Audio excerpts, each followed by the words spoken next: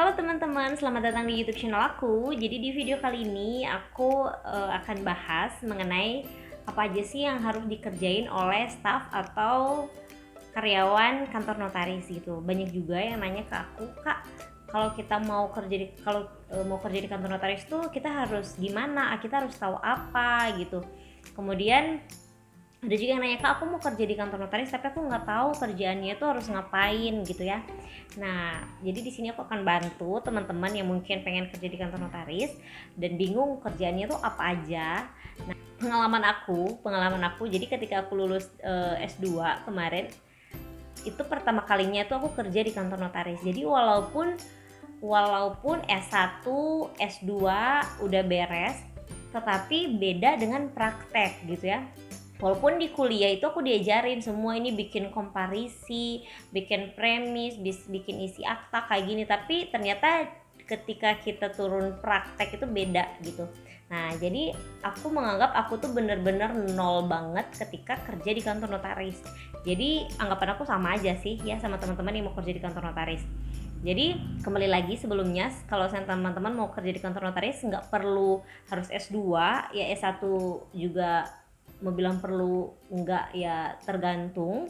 Tapi kalau teman-teman lulusan SMA juga bisa kerja di kantor notaris, teman-teman lulusan SMP juga bisa, bahkan lulusan SD juga bisa ya, kayak gitu. Tergantung teman-teman, minimal teman-teman harus bisa baca, teman-teman harus bisa komputer kayak gitu ya. Kemudian teman-teman harus bisa ngetik gitu, karena emang kerjaan di kantor notaris tuh kita banyak ngetik gitu ya.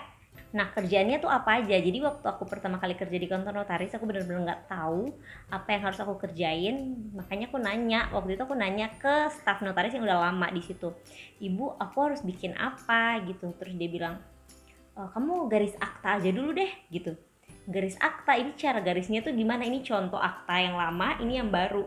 Jadi kalau akta notaris itu salinannya harus digaris, teman-teman. Jadi pinggir-pinggirannya itu harus digaris merah. Itu harus digaris merah, dan untuk garis-garisnya itu juga tergantung notarisnya gitu. Ada notaris yang emang garisnya lurus tapi di atasnya tuh ditutup agak miring atau agak lurus, itu tergantung notarisnya. Nah, kemudian pertama tuh aku disuruh garis akta dulu, diajarin, oh garis akta tuh gini, sekali tarik aja, nggak boleh double gitu ya, pakai pulpen merah. Garis akta itu tuh banyak banget pertama kali aku garis, kemudian garisnya itu nggak boleh kelewat ya gitu stafnya bilang kayak gitu kan. Oh iya ibu.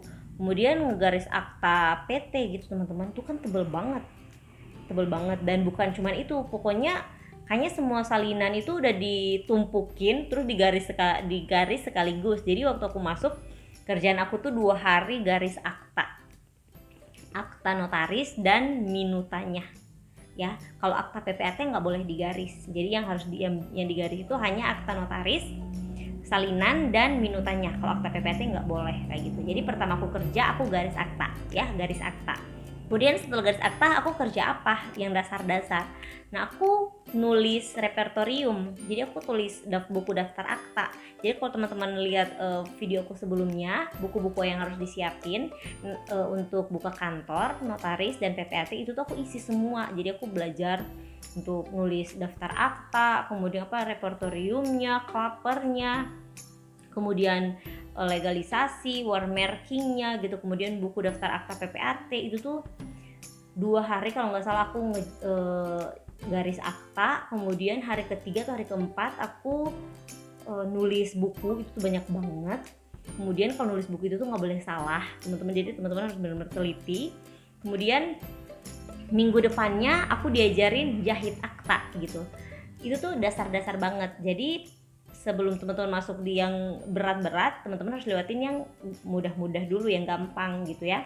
Jadi setelah itu aku jahit akta. Itu pun diajarin jahit akta tuh agak bingung juga ya, kenapa harus dijahit, karena memang akta notaris dan PPAT itu nggak bisa dihefter gitu ya, pakai staples gitu, harus dijahit pakai benang kayak sertifikat gitu.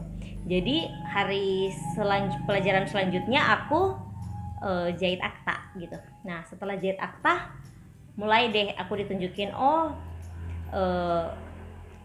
kamu kerjain ini, kamu bikin pernyataan-pernyataan ini gitu. Jadi diajarin, kemudian lama-lama aku disuruh coba kamu bikin akta gitu. Oh tapi sebelumnya tuh, sebelum teman-teman bikin akta, teman-teman tulis dulu syarat-syaratnya tuh apa aja yang harus dilengkapin gitu. Itu kerja-kerja di kantor notaris. Kemudian ada juga kantor notaris itu yang kerjasama dengan bank gitu. Kalau saya teman-teman kerjasama dengan bank, masuk di kantor notaris yang kerjasama dengan bank, biasanya teman-teman tuh akan menghandle kerjaan dari bank itu gitu. Jadi beresin dari pertama, dari terima berkasnya, dari bank itu bawa berkasnya, kemudian teman-teman fotokopi, kemudian teman-teman scan kayak gitu, kemudian teman-teman ketik aktanya, kemudian teman-teman print, setelah teman-teman print teman-teman garis, setelah teman-teman garis teman-teman juga harus bikin minutanya gitu. Jadi kalau teman-teman bikin akta notaris itu pertama yang teman-teman bikin tuh minutanya dulu. Kalau minutanya udah beres, minuta itu semua para pihak tanda tangan di situ, itu minuta. Kalau salinan akta berarti yang tanda tangan tuh hanya notarisnya aja gitu. Jadi kerjaan teman-teman tuh kayak gitu. Kemudian kalau kerja di kantor notaris itu teman-teman benar-benar harus teliti ya, teliti banget, jangan sampai salah gitu. Apalagi contohnya itu kita bikin akta tuh ada yang namanya komparisi. Jadi komparisi itu identitas para pihak gitu. Nah itu teman-teman nggak boleh salah, apalagi NIK-nya, nomor induk KTP-nya itu. Aku tuh udah kerja di kantor notaris sudah lama, tapi terkadang masih suka apa ya, nggak teliti gitu loh teman-teman. Nah jadi kalau teman-teman kerja di kantor notaris, teman-teman harus teliti. Kemudian kerjanya apalagi, yaitu bikin akta, nulis-nulis buku, kemudian jahit akta gitu. Nah ada juga yang bagian ke lapangan gitu. Kalau saya teman-teman emang kerjaannya di kantor dan di lapangan, berarti teman-teman harus menguasai juga. Teman-teman harus ke BPN, teman-teman harus pergi ke kantor pajak kayak gitu-gitu. Jadi emang kerjaannya itu ada yang di kantor, ada yang di lapangan. Tapi kalau dapat di lapangan berarti dia semuanya di lapangan, kalau dia di kantor berarti biasanya. Kemudian apalagi ya, kerjaan staf notaris ya, minimal teman-teman bisa komputer lah ya, teman-teman bisa komputer. Jadi nanti ketika ketik-ketik teman-teman bisa, kemudian teman-teman tuh harus pintar merangkai kata gitu.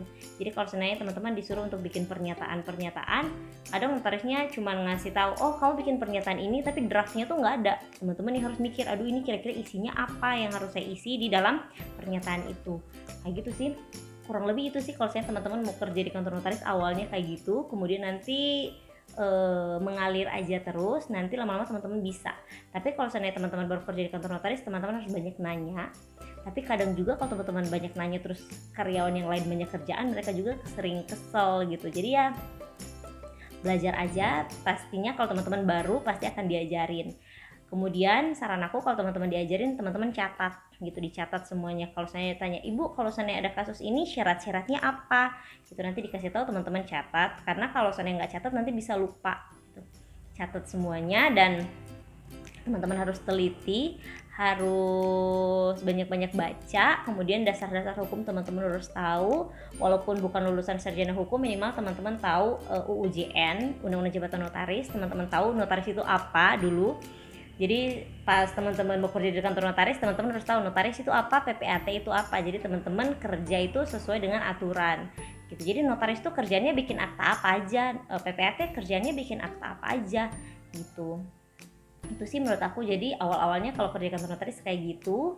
Kemudian nanti selanjutnya baru teman-teman bisa menyesuaikan.